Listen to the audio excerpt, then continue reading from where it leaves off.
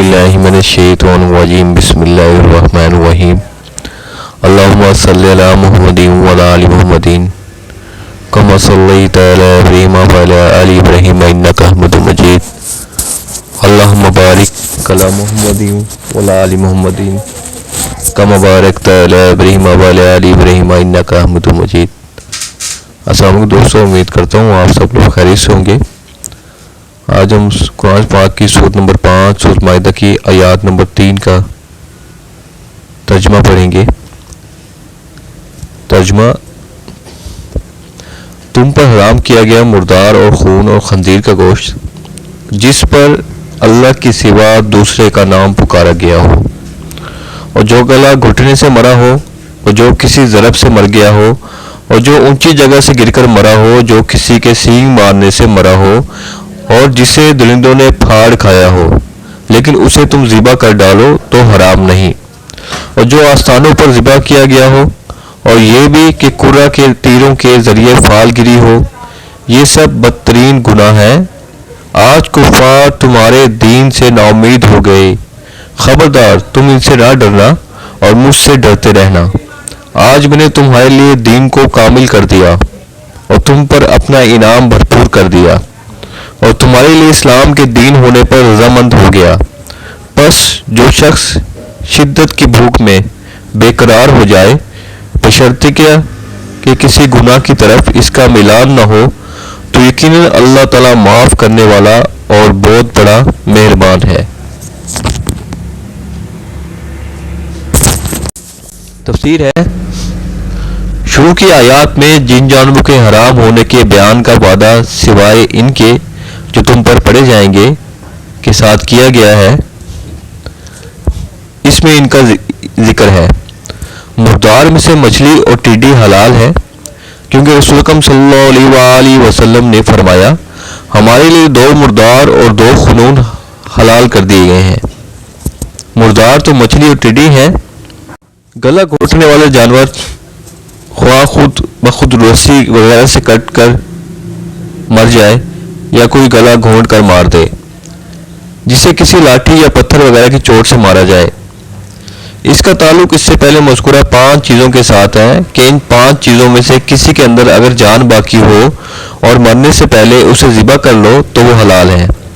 शरीफ ज़िबा ये है कि हलाल जानवर को बिस्मिल्लाहि वल्लाहु अकबर कहकर किसी तेज़दार आले से इसका गला इस तरह काटा जाए कि रगें कट जाएं। ज़िबा के अलावा भी शरई तरीका है कि खड़े ऊंट के हलक के गड़े में छुरी वगैरह मारी जाए। अलबत्ता अगर मजबूरी हो, मसलन जानवर काबू नहीं आ रहा या ऐसी जगह है जहां पकड़ कर ज़िबा करना मुश्किल है, तो बिस्मिल्लाह वल्लाहु अकबर पढ़कर जहां से भी हो सके छुरी या नेज़े से खून बहा कर ज़िबा किया जा सकता है। अगर ज़िबा करते वक्त जान पूछ कर नहीं बल्कि इत्तफाकन गर्दन अलग हो जाए तो वो भी हलाल है। मुश्किन अपने झूठे माबूदों के लिए जो जगह मुकर्रर करते इन्हें नस्ब कहा जाता था, क्योंकि अमूमन वहाँ कोई निशान नस्ब होता, मसलन बुत, दरख्त, कब्र या दरिया वगैरह। फिर इसके पास इनका कुर्ब हासिल करने के लिए जानवर ज़िबा करते थे। ऐसी जगहों को इस्ताहान, थान और इस्ताना वगैरह कहा जाता है। ऐसे जानवर भी हराम है, ख्वाह इन पर बिस्मिल्लाह वल्लाहु अकबर भी पढ़ा जाए। अगरचा इनका जिक्र इस ज़मन में आ चुका है, मगर मज़ीद ताकीद के लिए इनको अलग भी जिक्र फरमाया। साबित बिन ज़ियाद रज़ियल्लाहु अन्हु बयान करते हैं कि रसूल अकरम सल्लल्लाहु अलैहि वसल्लम के ज़माने में एक शख्स ने नज़र मानी कि वो बवाना मकाम पर ऊँट ज़िबा करेगा। वो रसूल सल्लल्लाहु अलैहि वसल्लम के पास आया और कहा कि मैंने बवाना मकाम पर एक ऊँट ज़िबा करने की नज़र मानी थी। तो नबी करीम सल्लल्लाहु अलैहि वसल्लम ने फरमाया कि वहाँ अयाम जहालियत के इन 7 इस्ताहानों में से कोई इस्ताहान था। लोगों ने कहा नहीं। आप सल्लल्लाहु अलैहि वसल्लम ने मज़ीद पूछा कि वहाँ मुशरिकीन की ईदों मेलों में से कोई ईद थी। लोगों ने कहा नहीं।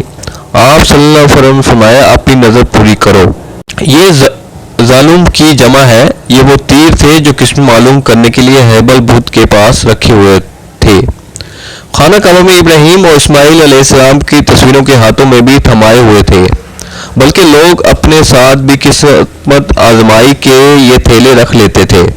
جیسے کہ سراقہ نے نبی اکرم صلی اللہ علیہ وآلہ وسلم کا تعاقب کرتے ہوئے ان تیروں سے فال نکالی تھی، ان میں سے کسی پر افعل کر لو لکھا ہوتا یا کسی پر لا تفعل مت کرو لکھا ہوتا اور کوئی خالی ہوتا۔ قسمت معلوم کرنے والا تیر نکالتا، جو حکم نکلتا اس پر عمل کرتا، اگر خالی تیر نکلتا تو دوبارہ تیر نکالتا۔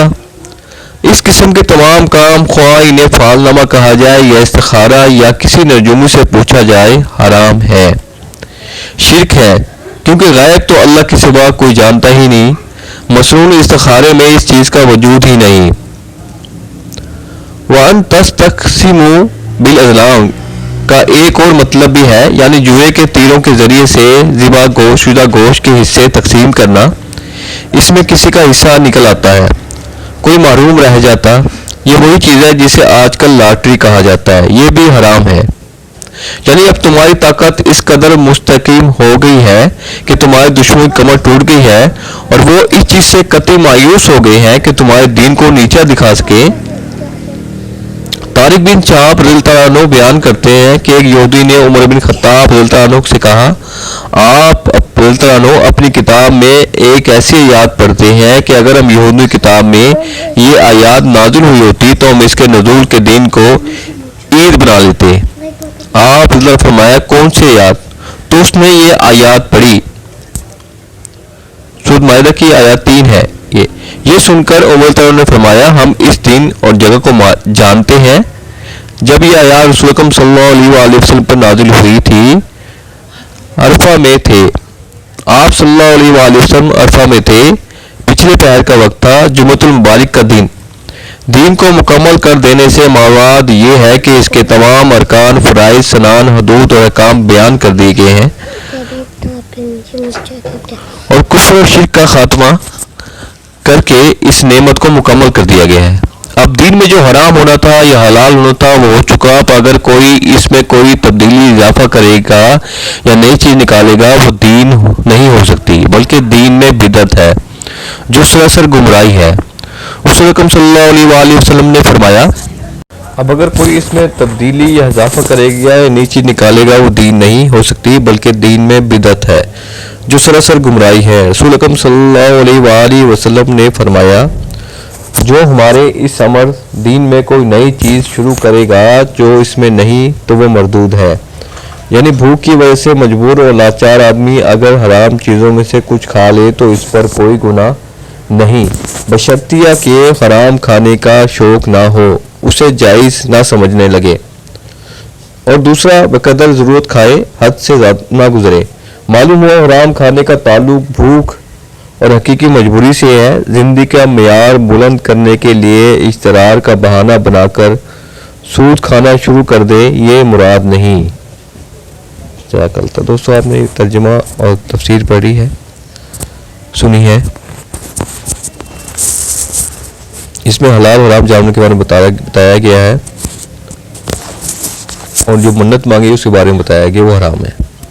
تو اس طرح سے دعا ہے جو ترجمہ اور تفسیر پڑھی ہے اس کو سمجھنے، اس پر عمل کرنے کی توفیق عطا فرمائے۔